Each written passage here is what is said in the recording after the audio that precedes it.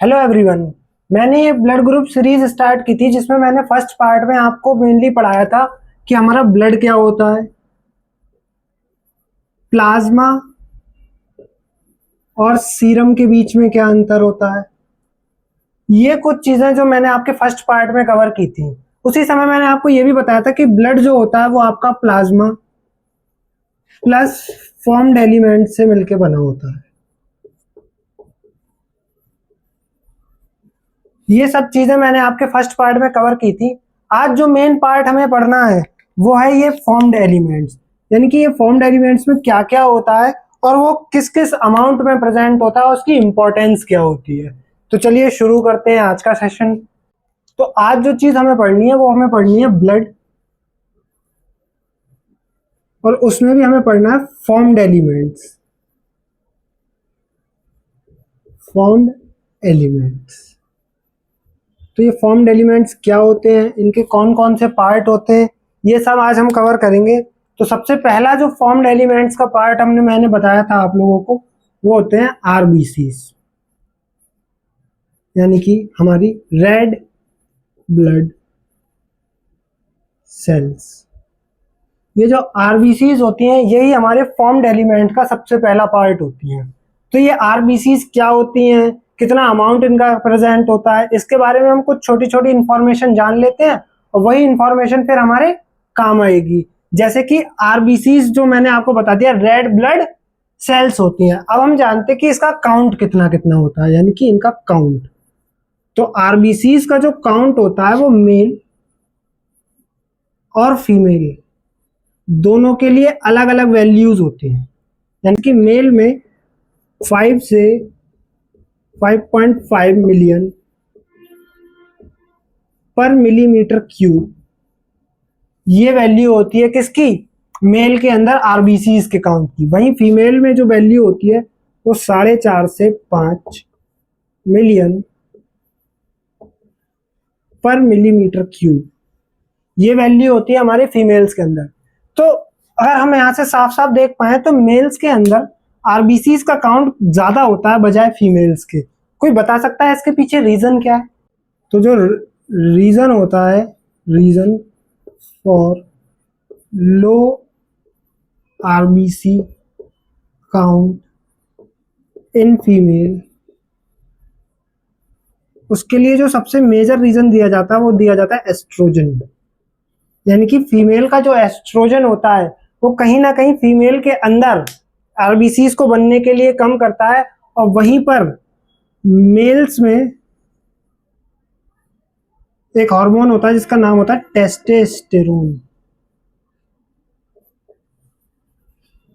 ये आरबीसी के काउंट को बढ़ाता है। यानी कि मेल्स में टेस्टोस्टेरोन आरबीसी के काउंट को बढ़ाता है, वहीं एस्ट्रोजन फीमेल्स में आरबीसी के काउंट को कम करता है। तो ये एक जनरल रीजन दिया जाता है। क्लियर? अब हम आ जाते हैं कि आरबीसीज जो होती हैं उनका फंक्शन क्या होता है, यानी कि जो अब आरबीसीज देखते हैं वो किस तरीके से फंक्शन करती हैं, क्या उनका मेन रोल होता है।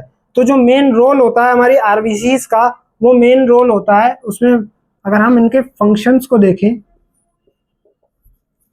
तो फंक्शंस में जो पहला फंक्शन होता है आरबीसी का वो होता है O2 ट्रांसपोर्ट।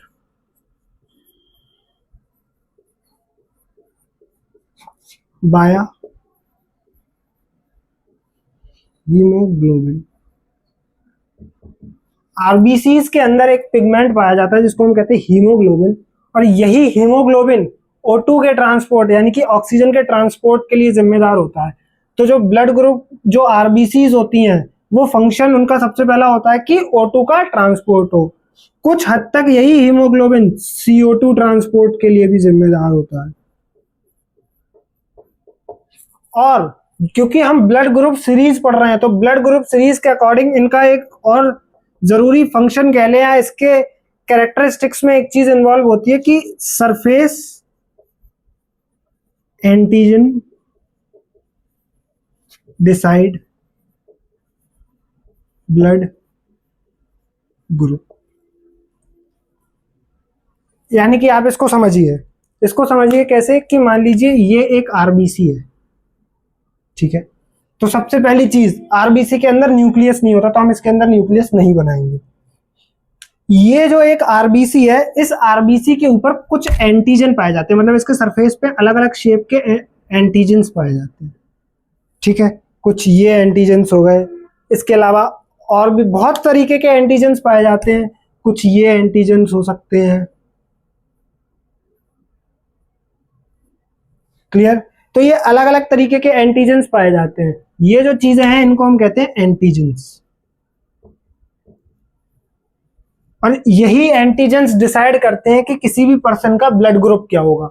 इन्हीं एंटीजन्स से हम डिसाइड करते हैं कि ब्लड ग्रुप क्या होगा।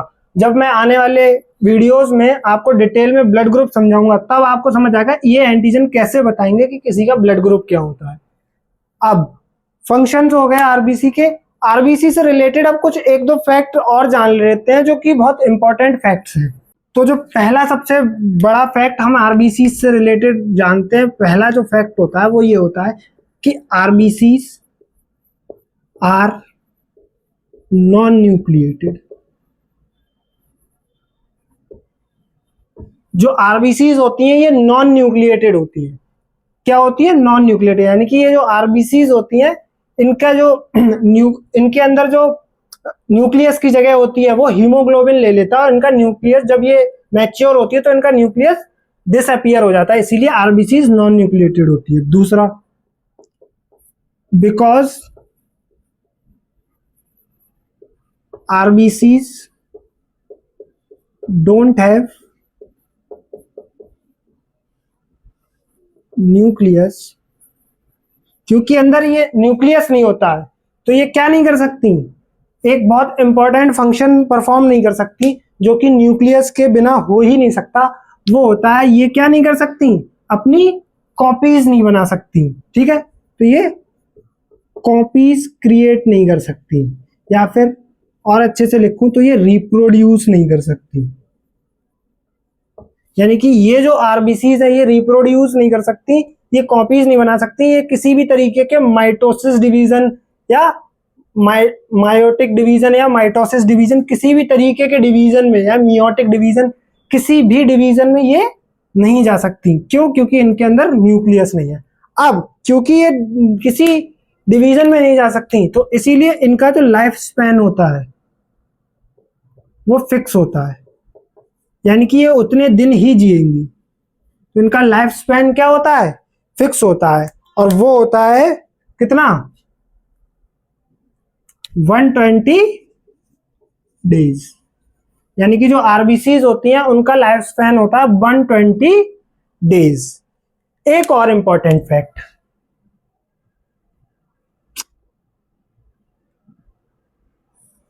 यहां पर लिख देता हूं, जो लास्ट इंपॉर्टेंट फैक्ट है, क्योंकि आरबीसीज का लाइफ स्पैन 120 डेज होता है, तो आफ्टर 120 डेज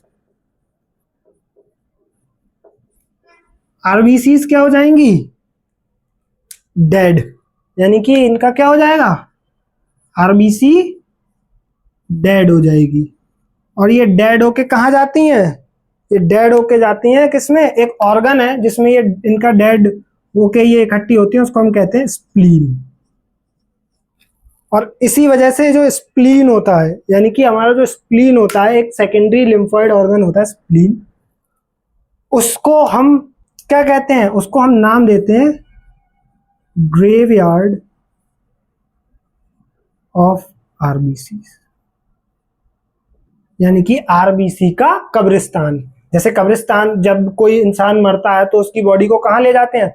हम कब्रिस्तान में दफनाते हैं। उसी तरीके से जब आरबीसी मरती है तो वो स्प्लीन में चली जाती है, यानी कि उसका जो डेड होती है तो उसके बाद, उसके डेड होने के बाद ये कहाँ होती है? स्प्लीन में। तो इसीलिए उसको हम क्या कहते हैं? Graveyard of RBC. Clear? तो ये कुछ जरूरी फैक्ट्स थे आरबीसी से रिलेटेड। एक जो फैक्ट और बच गया आरबीसी से रिलेटेड, यानी कि फिफ्थ फैक्ट, जो फिफ्थ फैक्ट आरबीसी से रिलेटेड बच गया, वो फिफ्थ फैक्ट ये है कि जो मैंने क्या कहा, आरबीसी जनरली नॉन न्यूक्लिएटेड होती हैं, लेकिन एक टाइप की स्पीसीज होती है जिसको हम क्या कहते हैं? मस्क डियर कहते हैं। क्या बोलते हैं हम? Musk deer. Musk deer. ये जो मस्क डियर होता है इसकी जो आरबीसीज होती हैं वो कैसी होती हैं, न्यूक्लिएटेड आरबीसीज, यानी कि इसकी आरबीसीज जो होती हैं उनके अंदर न्यूक्लियस पाया जाता है। ये बहुत इंपॉर्टेंट फैक्ट है जो आपको याद रखने चाहिए और आगे चल के ये आपके काम आएंगे। जो सेकंड टाइप की सेल्स हम इसके अंदर पढ़ेंगे वो होंगी डब्ल्यूबीसीज, यानी कि white blood cells. Clear?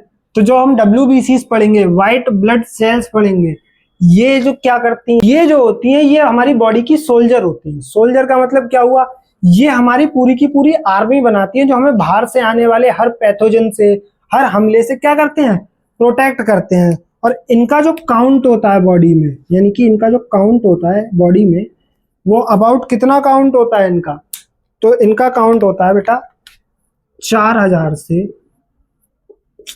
11000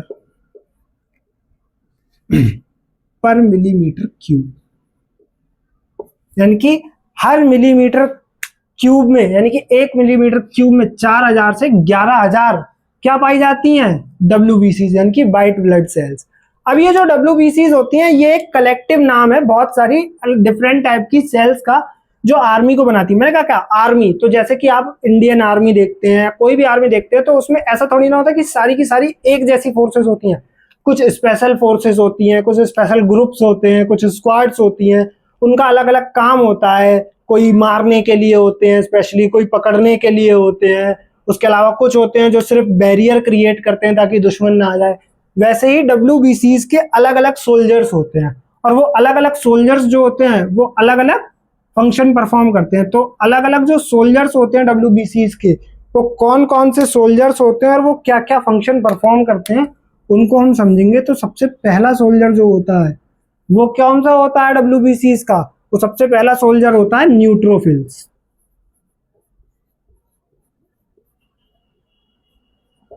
clear? सबसे पहला सोल्जर जो होता है डब्ल्यूबीसीज का वो होता है न्यूट्रोफिल्स। दूसरा सोल्जर कौन सा होता है, दूसरा होता है लिम्फोसाइट। क्लियर? तीसरा सोल्जर कौन सा होता है, तीसरा सोल्जर होता है बेटा मोनोसाइट्स। चौथा सोल्जर कौन सा होता है बताइए, चौथा सोल्जर कौन सा होता है, चौथा सोल्जर होता है इयोसिनोफिल्स। इयोसिनोफिल्स। क्लियर? चौथा सोल्जर होता है वो होता है इयोसिनोफिल्स, यानी कि इयोसिनोफिल्स, सॉरी ये स्पेलिंग गलत हो गई, इयोसिनोफिल्स, ये होता है इयोसिनोफिल्स। और पांचवा सोल्जर जो होता है न्यूट्रोफिल्स, लिम्फोसाइट, मोनोसाइट, इयोसिनोफिल्स, और लास्ट में बचा हमारा एक बेसोफिल्स। क्लियर?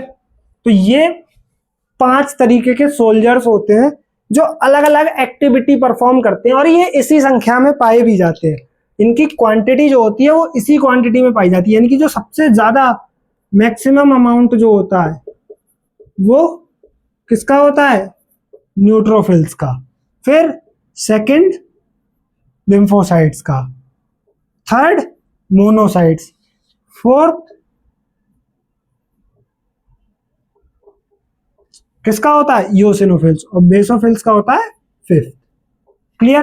तो इसी ऑर्डर में ये पाए जाते हैं। सबसे ज्यादा अमाउंट होता है न्यूट्रोफिल्स, दूसरा होता है लिम्फोसाइट्स, तीसरा होता है मोनोसाइट, चौथा होता है इयोसिनोफिल्स और पांचवा होता है बेसोफिल्स। अब इनका क्या क्या काम होता है उसको भी हम एक बार नजर डाल लेते हैं। जो न्यूट्रोफिल्स होता है इनका जो मेजर फंक्शन होता है वो होता है बैक्टीरिया से फाइट करना, बैक्टीरियल फाइट, यानी कि बैक्टीरिया को मारना। जो सबसे आगे बढ़ के बैक्टीरिया को मारने का काम करती है वो कौन सी होती है, न्यूट्रोफिल्स। दूसरी जो होती है लिम्फोसाइट्स, ये बेटा क्या करती है, ये इम्यूनिटी बनाती है, यानी कि ये डिफेंस मैकेनिज्म तैयार करती है जिसमें हमारा एंटीबॉडीज आती है, एंटीबॉडीज, जिसको हम आगे चल के ब्लड ग्रुप में अच्छे से समझेंगे क्योंकि ये एंटीबॉडीज बहुत इंपॉर्टेंट होती है। ठीक है? तीसरी होती है बेटा हमारी कौन सी, मोनोसाइट्स, यानी कि कौन सी होती है, मोनोसाइट्स। और मोनोसाइट्स का क्या काम होता है, फैगोसाइटोसिस, फैगोसाइटोसिस, यानी कि ये मार के खा जाती हैं, यानी कि इतने दुश्मन को मारा और खा लिया। यानी कि अगर मैं इसमें लिखूं तो किलिंग देन ईटिंग, मार के खा जाना, उसको हम कहते हैं फेगोसाइटोसिस।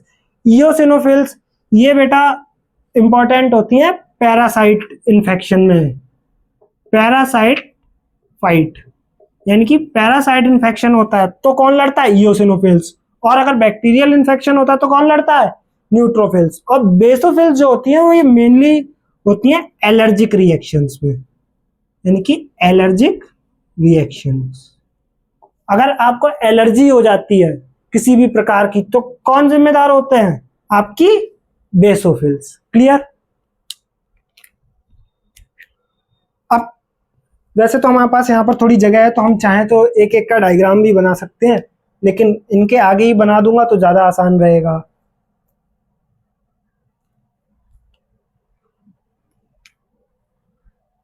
तो बेटा जो न्यूट्रोफिल्स होती, चलो यहीं पर थोड़ा सा बना देते हैं। न्यूट्रोफिल्स जो होती हैं वो थोड़ी सी मल्टी न्यूक्लियट टाइप की आरवी डब्ल्यूबीसीज होती हैं, और वो इस टाइप की होती है, कुछ यहाँ से पिच का वो न्यूक्लियस, फिर यहाँ से इस टाइप का उनका कुछ न्यूक्लियस होता है ऐसा।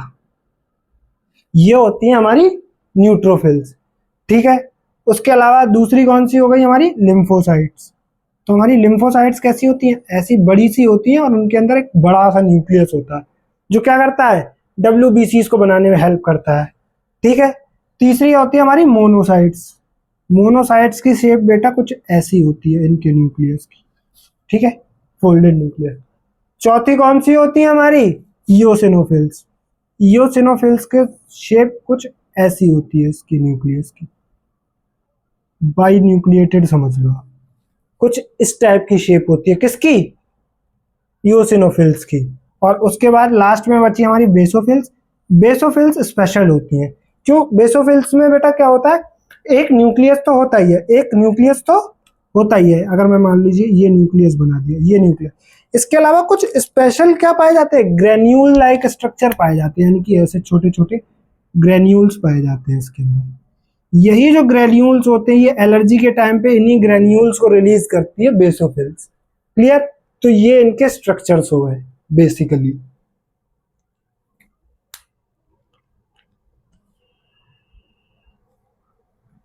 अगर हो गया हो आप स्क्रीनशॉट ले लीजिए और उसके बाद मैं इसको रब कर देता हूँ।